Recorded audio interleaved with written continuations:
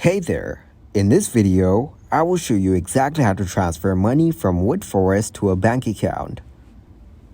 First of all, open up the Woodforest official website. Once you get into its site, you will find the process to transfer the money. To send money through the desktop, you need to log in to Woodforest Online Banking. Then access the Transfers tab and go to the Western Union section. And if you want to transfer the money from a mobile app, you need to follow this process. First of all, open the Woodforest mobile banking app. After that, access the main menu.